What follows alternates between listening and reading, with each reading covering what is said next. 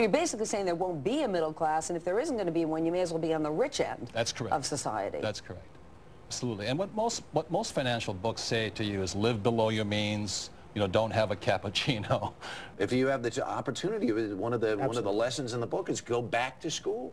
Yes, but also I learned finance on the streets where he learned it at Wharton. Right. So it's still possible to learn. Is it always about being rich or doing something in this world that doesn't just bring us money, but doing something to give back or making an impact somehow, whether it's a building project or a corporation or something of that sort? Well, hopefully, but that's why we wrote this book together. We don't really need the money, but we are concerned about the economics of our country. Explain for us, Robert, how there is no middle class anymore. What do you mean by that, and what quantifies and qualifies somebody as being in the middle class? Well, there's many reasons for that, but the middle class is not getting ahead. The rich are increasing, but the tax laws are written against the middle class.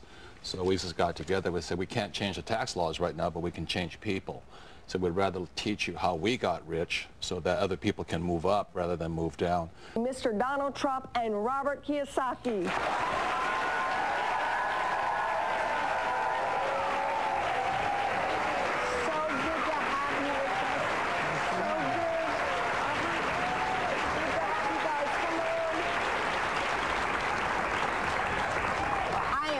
That you're with me.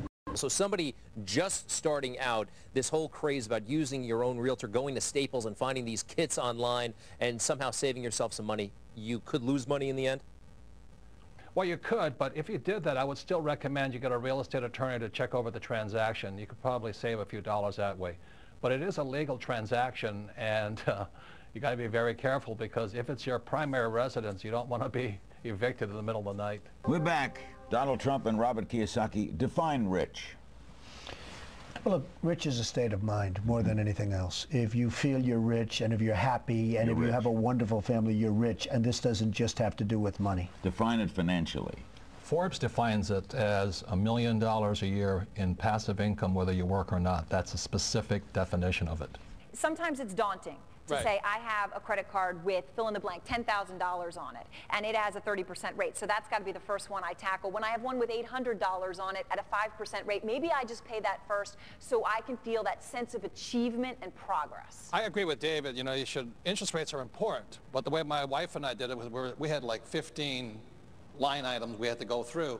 We took the first one we could pay off the fastest. We hung it on our refrigerator, and when we paid that thing off, we drew a line through it. And we kept drawing lines through it. So I didn't go after the interest rate, which is good to do. I went after which one can I attack first, and I do mean attack. Robert, where is all of this going? It seems that it is high political season to sort of target the rich, make them look bad. You're saying that we should be pursuing becoming rich ourselves and not bashing those who already are. Do I have that right? That's my example. If you think the government's here to help you, I think you're badly mistaken. And I think there's no difference between a Democrat or a Republican. They both come from the same bolt of cloth. You look at John Kerry and George Bush. They went to the same school, belonged to the same societies. And they, as you and I know, it's the political action committees that determine which way the votes go. So I really feel for the poor and the middle class simply because they have no representation in Congress.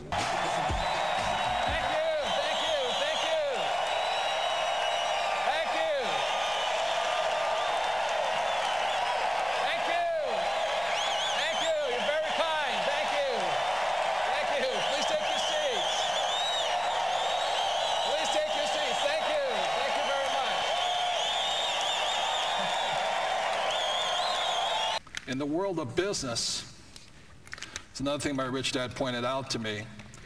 In the world of business, there are 4 types of people, and E stands for employee, S stands for small business or specialist, B stands for big business like Bill Gates, and I stands for investor. Our school systems do a pretty good job of educating us for here. So my poor dad always said to me, son, you go to school so you can get a job. So that's an employee's mentality. Good benefits, you know, 401k, retirement plan, blah, blah, blah. My mother, on the other hand, and I used to argue with my dad, I don't really want a job. And my mother would say, you know, don't argue with your dad. You know, I said, I don't want a job. I want to be independent. She says, why? I said, Mom, I want to be rich.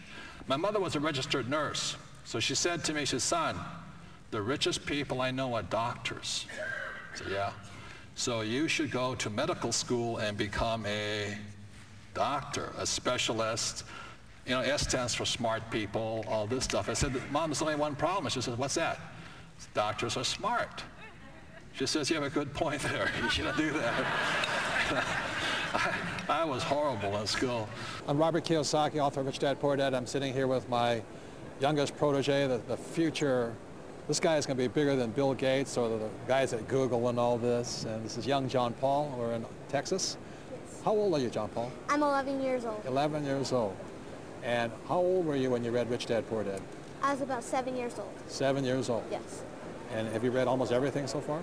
Yes, just that. Have you played, I think everything. Have you played my cash flow games? Yes, I have. Okay, now tell the people at home what you've learned so far that's different than what they teach you at school. Well, I learned just about, I learned business skills that I need, that you need in real life to succeed and to do well in business and investing. And I learned all the things that I know about money. That is my one source and the only source I need. Oh, no, that's not good answer, but there's other people. Well, there's a lot of people who want to help so-called the poor. The trouble is they don't know the poor. You know, there's no relationship. You know, I live in Arizona, Phoenix, and the people come from Scottsdale in their $3 million mansions, and they're trying to relate to a kid who can't get dental work done, or they don't have any food on the table. Well, my idea of working with the Boys and Girls Club is that let those people solve their own problems. Oh no, he does not solve our problems. In fact, he jokes with me that I'm not here to solve your problems, Trina. You solve your own problems. He came up with a game called Cash Flow that teaches real-life lessons to kids, how to manage a budget, how to invest. It seems to resonate with the younger set. About 1,500. No, you bought 150. How much each worth? When we met, I didn't have any money, and without her, I would never have completed a lot of my work because she was the, you know, she is the strength behind me. And I fell back on her many times. I know she didn't marry me for my money, but she has really earned the right. She has her own corporation. She has her own accounts. She doesn't need me to take care of her. And I think that's really the freedom of the whole thing here. I think that's what her message is. It's so true, because when I really understood investing and understood how to make my money work for me, one of the greatest gifts is I no longer needed Robert. And he didn't want me to need him. I desperately wanted him, but I didn't need him. And so what happened is the relationship got so much stronger because we got to choose to be together just because we wanted to be together, not because there was any kind of dependency.